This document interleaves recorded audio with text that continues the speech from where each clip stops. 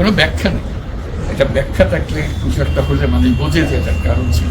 এটা বিনা কারণে রাস্তা থেকে উঠিয়ে আনা হলো। বিনা দোষে কতগুলো সাক্ষী সাবুত হাজির করে সেই যন্ত্রটি এক্সপ্লোসিভ কতগুলো গাড়ির ভিতরে ঢুকে দিয়ে তারা বলছে তুমি সন্ত্রাসী জঙ্গি এগুলো বলে বলে তাকে নিয়ে আসা হয়েছে।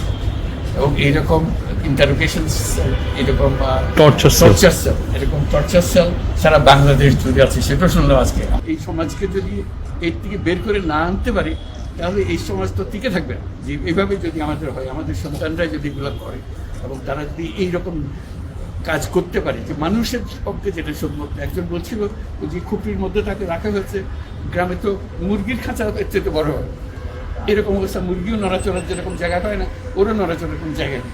ওকে ব্যবস্থা রাখা হয়েছে, মাসের পর মাস, বছরের পর বছর তাকে ব্যবস্থা রাখা হয়েছে। এটা মানুষের সামনে এখন বিচার রইল, কীভাবে আমরা আবার নতুন করে সব সমাজ করতে পারি, যাতে করে আমরা এই যে এটা আমাদের সবারই অপরাধ, যেটা হতে দিয়েছি আমরা দেশে। আজকে আমরা মুক্ত হলাম, সে মুক্ত বাংলাদেশে আমরা যেন নতুন করে আবার সমাজ করতে হবে। কাজে আমরা দেশের যে চূড়ান্ত অবনতি, চূড়ান্ত রূপ দেখলাম, সর্বক্ষেত্রে এটা তার একটা প্রতিচ্ছবি।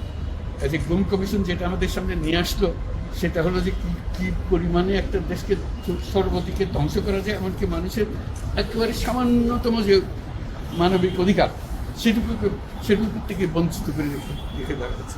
কেউ বলে 700, কেউ বলে 800, যে সংখ্যাও নিরূপণ করা যায়নি পর্যন্ত। কতটা আছে, কতটা জানা আছে, কতটা অজানা রয়ে গেছে সেই জিনিস।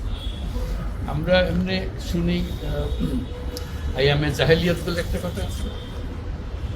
এই গত সরকার এই আইএমএ জাহেলিয়াতকে প্রতিষ্ঠিত করে গেছে সর্বক্ষেত্রে। এটা তার একটা নমুনা। আর আমি কমিশনকে ধন্যবাদ জানাচ্ছি, তারা বহু কষ্ট করেছে। আজকে এটা জাতির জন্য একটা বড় চূড়ান্ত রকমের একটা ডকুমেন্ট হবে। উদাও হয়ে গেছে, মানুষ নিশ্চিন্ন হয়ে গেছে, কেউ বলতে পারছে না সে কোথায়।